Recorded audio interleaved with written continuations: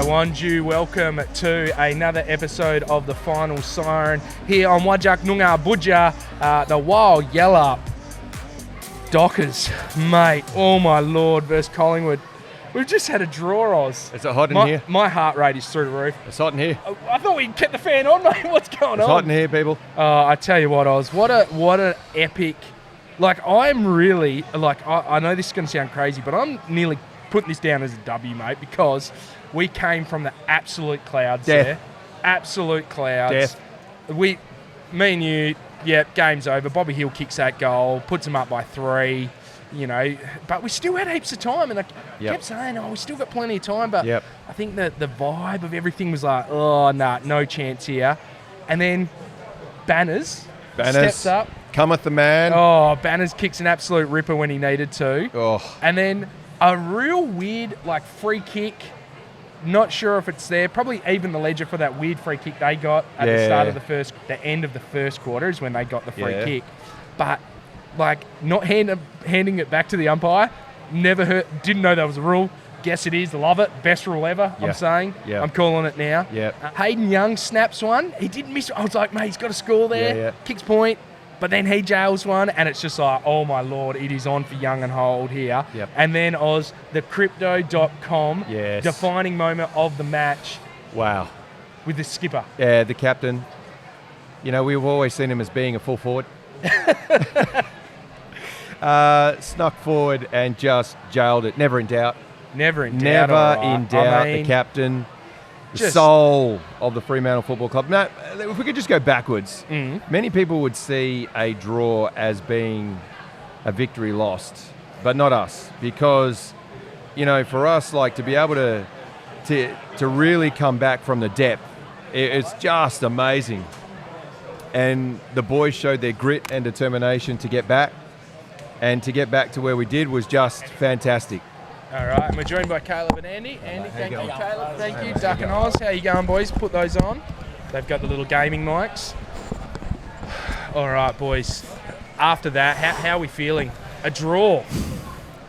It's tough. It's a tough one. It's for probably at about 10 minutes left to go. We would have taken a draw with the way the score was, but then when you kind of give yourself the chances at the end, you're kind of like, we could have come away with 4, but yeah, it was.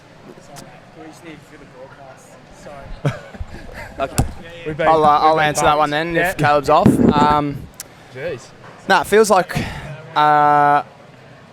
does feel like we sort of stole those 2 points, and we had a chance to steal all 4 of them. So really proud of the way we finished the game. We went into our win the game sort of mode, and were able to get Moose forward, had a shot on goal, and he slotted it, which has been something the last couple of weeks we've been struggling to finish. So to be able to have a couple of chances where we've nailed a few goals and then give ourselves a chance to win the game. I'm really proud of the boys' effort.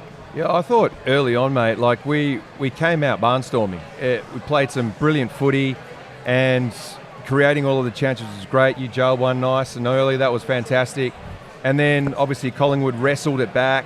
But the one thing that we just talked about before you came on was the idea that the game wasn't lost. Like, it doesn't matter how many goals you're down, you just keep chipping away, and you never know. Footy's a funny game. And you guys just put the foot down, and my God, to get back. And, I mean, we're so proud of you guys, because you could have easily just gone, okay, well, you know, we'll just play it out. But you didn't, and you took risks. Tell us about that, mate, the mindset. Yeah, 100%. Like you mentioned, we were down by a fair bit and could easily put the cue in the rack and call it a day. But, we went into that win the game sort of mindset. Take it on, nothing to lose, sort of knock the ball on, keep the ball in free-flowing play, which we were able to do, and gave ourselves some really exciting looks, and we were able to give ourselves a chance to win. So really, really proud of the lads.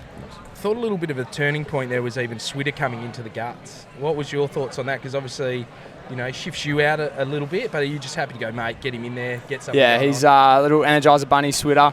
To get him in there, get a bit more movement around the contest, he's really dangerous for us. So, you know, if he comes in and I have to move out, I'm happy to do that. And we had a few really dangerous looks through him particularly. Now, look, 31 touches for you, 3 clearances, and a typical Andy Brayshaw game, just like in the coalface, doing what you do best. Again, going back to that one moment, we call it the crypto moment, Moose gets the ball inside 50, are you thinking, yeah, he's going to jail it? Like, that's it. Yeah, he's. We practice that specific play a lot throughout the pre-season, and Moose is the one that goes forward. Oh, righto. So he has done that. We could get our vision of training, he's done that exact thing. So he's gone forward, looked really dangerous, gone back and slotted the goal. So when he had it, I was like, this is a captain's moment. He's going to go back and nail it, and he did. It was awesome. Nice. And talk us through this week with Wild Yallup and the Sir Doug Nickel round. What have you guys done inside the club and to celebrate that? Because we're such a proud club when it comes to Aboriginal culture and even local Noongar culture and things like that. So yeah, we're really a lucky footy club. We've had a rich history of Indigenous players. I think we've had the most Indigenous games played as a footy club in the whole AFL, which is pretty amazing considering we're one of the youngest clubs. We had a presentation throughout the week about the stolen generation, and we pretty much just shared stories, had a few elders speak to the group and talk about, I guess, the intergenerational trauma that a lot of people have experienced and the effect that it still has on Indigenous people today.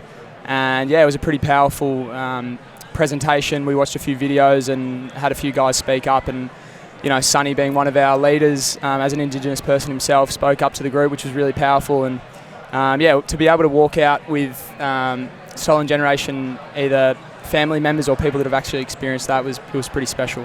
And look, touching on that, mate, there was a video early on with Michael Johnson talking about the design of the jersey, what it means, the family design, etc. You can't help but think that that's a big part of when you guys wear that jersey, that's who you are, and you wear that with that passion out there. Got to ask the question, when you're digging deep, does something like that come to the fore, like this whole idea that I'm representing something bigger here? Yeah, a lot of the time you see a lot of guys when they kick goals, they grab the jumper and we play for the jumper, play for the anchor, and this is a really special jumper to us. I was lucky enough to play with Jono in my first year at the footy club, so to be able to run out in a jumper that's been designed by him, and he got to share the story behind his design with the playing group, and it's really special. You feel like you're representing a lot more than just the 18 guys on the field. You're representing a whole community and a really proud Indigenous community as well. Nice. Can I ask, obviously we're up in the media, the Wharfie Time comes on, and for me that was the most electric I've heard this stadium. What was it like out there on the ground? Because I've never seen it before, and I'm like, what is this, Wharfie Time? It was really quite perfect timing. Just when we needed to get up and about, Wharfie Time came on, and it's probably one of the loudest crowds I've actually been a part of. And I've played in 2 finals, so that was right up there. The crowd was electric, so loud. Every goal that we kicked, it was just ear piercing, and it made us feel, stand a little bit taller and wanted to dig in that little bit more. I got to ask the question about a draw, because sometimes when a draw goes, you see some players the arms go up and then they don't, and it must be like a surreal moment. Like you put everything in to get back to that spot, almost snag a goal right at the end to get ahead, but then we managed to salvage and lock it in so they don't score. So that's considered better than a goal at that point in time. What's the feeling like in that moment? Because there's so many things going on. Yeah, it's really tough, and that's the second draw I've been a part of. First one was against Richmond, and we had the lead and they sort of brought it back, and that felt like we'd been hard done by a bit, but for us to sort of come from behind and grab the 2, it probably puts a bit more of a positive spin on it. Although there's heaps of stuff that we will review and look at to work on, that last 10 minutes is Freo footy, and that's the way we want to play. Yep. Yeah, so when you're looking at that 10 minutes and that go time, do you sometimes get a bit frustrated that we don't play that all the time, and it's not or do you think that balance between defensive and, we're a very defensive-minded footy team, and our cornerstone is our defence, so do you sometimes go, I wish we could just, if we went hell for leather, or is it just a little bit too much asked for maybe? No, we do try and find the balance, but at times we go into that mode. It's a really hard brand to play for 4 quarters because it's exhausting. I think Caleb mentioned to me before when we were coming out here that he threw up 6 times in the last quarter. So it's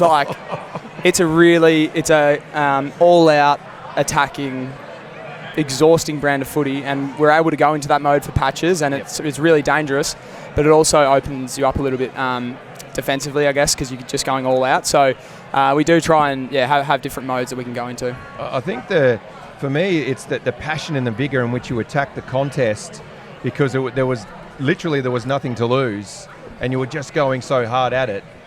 That to me sets up the rest of the season. Like if you look at the way in which you attack that last section, I know you can't do it for 4 quarters, but my God, we're going to beat pretty much anyone if we attack it like that. Yeah, it's really positive to know that, you know, we could be, I don't know, even however many points we were down with such little time to go, that we can still fight back and give ourselves a chance. And you know, the playing group have trained really hard all pre-season to be able to go the 4 quarters, go to the final siren, and I think we showcase that tonight. So we go to Alice Springs next. What is it, 8-day break? Playing 9-day break. 9-day break. Well, it's then not 5. Into the bye. Yep. So how are you guys feeling with that leading up into the bye? Go to Alice Springs. Obviously, could be a nice slippery game, but what's the thought process? I know you've just finished one game, but... Yeah, there's a few boys that are stoked that we've got 9 days to sort of recover from that one. That was really solid. But yeah, go to Alice Springs. I played a game against Melbourne, and a few of the guys here have played against Melbourne in Darwin before, and that was really slippery, so I'm sure it's going to be quite similar to that. And Melbourne are playing a really strong contested brand of footy, so really exciting. There'll be plenty of stuff to review from this game, and try and get another win before we go into the bye. Yeah, and look, last one from me, mate. Where to from here? I know we joke around sometimes, book the bus, get on board, you know, we're going, but I think for you, seeing and, you know, being one of the leaders in the team, like, where do you see this team from something like that and coming back from the depths? Where do you see us going to from here? Yeah, it's a really positive outlook, I guess. To be able to be that far behind and come back is huge, and it should give a lot of, particularly our younger players, a lot of belief, because the coaches believe in us. The senior players, we've had a few senior players talk about this is the most confident they've been in the footy club since back in, you know, the 2013 days. So really exciting position to be in. If we can get another win before the bye, that'll set us up really nicely, and we'll be looking to go, you know, push really deep into finals. That's the goal. Nice. I reckon just last one from me. Obviously, Caleb's just left us there, but who's winning in a game? 22 of you versus 22 of Caleb. Caleb will get a lot more contested than that, but then I'd like to think I'd be able to run over the top of him at the end. But no, it'll be a good contest, I reckon. Fantastic. All right, thanks, Andy Brayshaw, for joining us. Thanks, guys. Caleb Serong. Gone, but on not you, Caleb. Thanks, fellas. 2 seconds, he's like, Channel 7, don't worry about the boys. That's okay. Thanks, lads. Cheers. Well, thanks to Andy Brayshaw for joining us on the final siren. Caleb Serong, well, he just ghosted. BT. Ghosted. BT got him. Yeah. I don't know. Is Roaming Brian floating around? That's what we're waiting for. Don't know.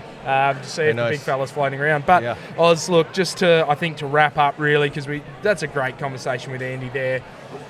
I love everything that comes from Andy Brayshaw about the idea of where the team's going, the shape, the drive, the positivity, the confidence, everything that we believe is happening within the club. It's great to hear that echo sentiment, if you know what I'm saying. Yeah.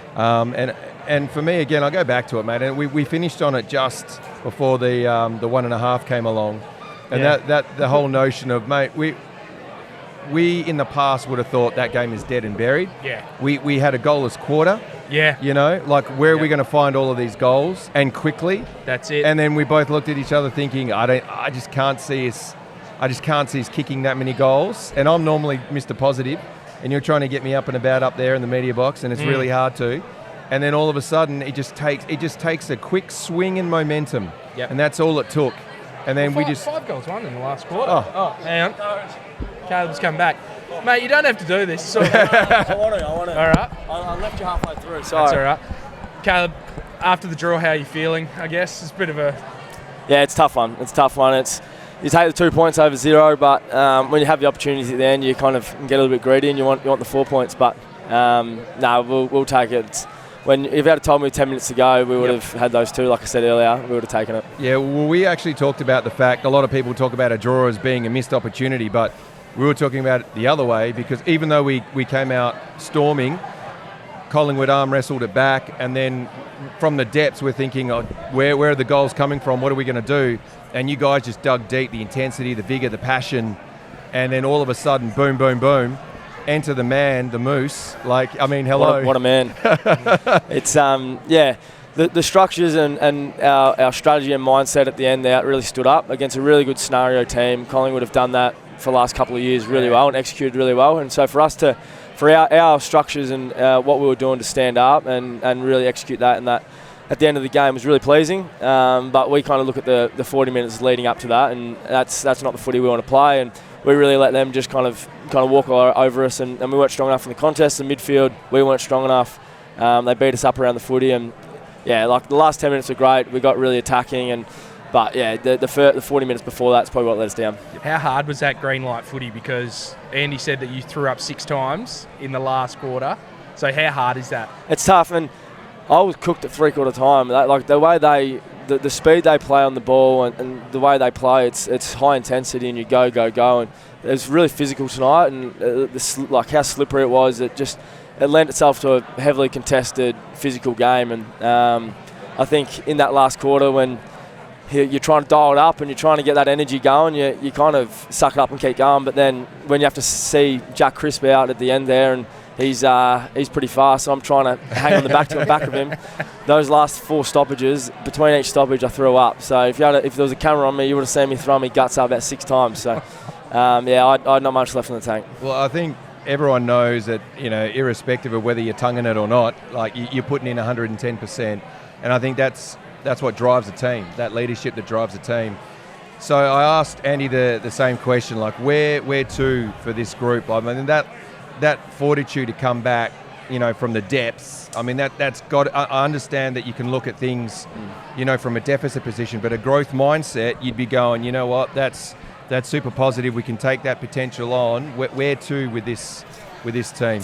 Yeah, and that's something that we really drive, and we've been working on that fight and connection to stay connected through tough times. And whilst we weren't able to wrestle the momentum back early enough, what we would have liked, for us to reset and be able to kind of get that momentum back on our terms for that last 10 minutes and really put our foot down, it's pleasing, and it's a growth in the group, because at times last year maybe that game would have just trickled out and we would end up losing by 5 goals. So the growth in the group and the belief in the game plan is really exciting, and that's why it's so disappointing that the 40 minutes that preceded that, because we didn't play our footy. And for us, we know when we bring our brand and our footy and really commit to that across the board, we're a tough team to beat. And that's where we get really excited, and we feel like if we play our footy for 4 quarters, there's not many teams that can go with us, and now it's on to us to do that. So like I said, the fight was really good, and we'll keep working towards a 4-quarter performance. Just talk to us about that last couple of minutes.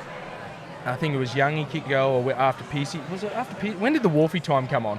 Whenever that came on, when the Wharfie Time came on, like the media crew said they've brought it on a couple of times before. I've never seen it. I've never seen it either. And it was like, that's got to be up there. They need to bring it out a little bit more. I don't know why they're holding it back, but it was pretty special. Those centre bounces in that last 10 minutes, where it was just so how loud it was, and the excitement in the crowd. It was incredible. And when it left Sharpie's boot, the crowd, I thought that was a goal. I started celebrating because of the crowd. It was incredible. And I think, that roar when the big Moose kicked that goal. Oh, mate. That'll live in my head rent-free for a while, I reckon.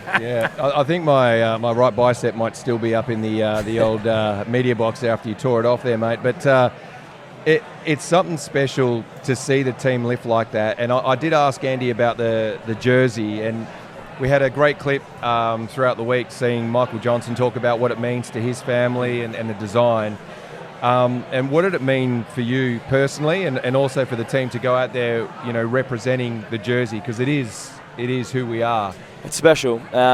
Jono's a legend of the club. I never had the privilege to play with him, but he was part of the development program my first year, and having him around, seeing that the character he is and the love he has for this footy club, to get him back this year in our 30th year, it's fitting.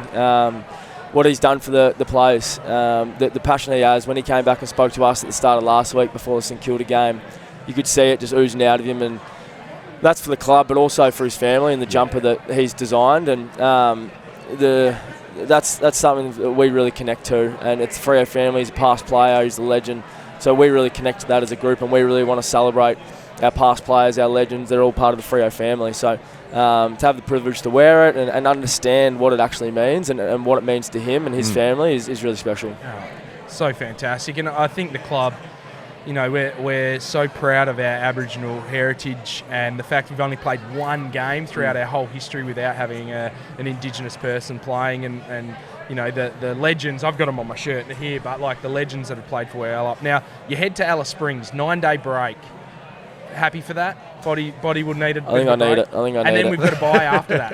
Yeah. So, It's travel, like, it's a topical conversation at the moment, the travel and stuff, but it takes it out of you. And we've had 5-day break a couple of weeks ago with travel, 6-day break this week with travel. It takes it out of you. It's tough. It's not just on your body, it's your mental, it's your sleep that it gets affected. You don't get great sleep, and it just compounds over weeks. So I think the guys will really enjoy the weekend off just to unwind. It was a big build-up tonight, big game against a big club, and yeah, we fought our backsides off. So it'll be a weekend well enjoyed, resting up, a bit of family time, hang out with each other, get around each other, and then we'll hit Monday looking to Melbourne because they're a great side as well. It's a great opportunity. Can I just ask, Caleb, with the 5-day, 6-day breaks, is that something you take to the AFLPA and your AFLPA rep at the Dockers, and you say, or whoever's here in Western Australia, and you're like, guys, you need to advocate for us in WA, and we need to have like minimum, like has to be 6-7 day breaks, has to be earlier games so we can get on the plane home. Is that something that you think is really strong within the playing group? Yeah, it's tough. Obviously the PA come and they get our insights and we do our surveys and everything, and usually we put that across, but we also understand the spectacle of the game, our obligation as players to ensure that's as high as possible, and we want to play on these Friday night games. So to play on the Friday night games, you need to have your 6-day breaks and 5-day breaks to get access to those. So we understand where it sits, but yeah, I think the conversation is just around how we can make that as fair as possible, and understanding what it means, because we're not sitting here complaining saying this is the reason we lost, this is the reason we got this. We understand that that's our responsibility as players to be professional, to get ourselves up for these, and we understand that. And we think it's also a real strength for us having teams have to fly this far to come across here as well. So we understand it, and we'll keep pushing across. But for us as players, we're not thinking about it too much now. We're just thinking about getting ourselves up for the next game. Now, look, last one for me, mate. And on a lighter note, we did ask Andy, 22 Andys versus 22 Calebs, who actually wins, and he's backed himself in quite comfortably. What about you, mate? Who do you think? I'll just keep it in the contest. I'll keep it in the contest. If it gets to the outside, I might be in a bit of strife. So just keep it in the scrap, and that's the only way I'll get him, I reckon. Fantastic. Caleb, thank you very much for joining us. What a legend coming back. You know, Channel 7 wanted you. I couldn't leave you hanging like that. I need to come back. Fantastic. Thank you, no Caleb. worries. Thanks, guys. Appreciate it. Thanks, mate. Thank you. What a legend to come back and mate. support us and get around us. And how good is that? Oh, mate, I'm spewing up 6-7 times. Yep, spewing up, coming to the interview with 68 us. million interviews. Spew up a couple more times after our disgusting questions. But Oz, look, I think that's a good place to put a pin in it for this week. Yep. Geez, we're not back for a couple of weeks, mate. We've got, obviously, we play against Melbourne, Nam in Alice Springs. Yes. Then we have a bye. Then we play against Western Bulldogs in Melbourne. Yep. And then we're back here. I think it's I think it's the Gold Coast maybe we play then. But look, mate, you got to get around the 54,000 fans that were here. You got to get around all the well yell up. Yep. Shout out to the person who had the flag yell up sign.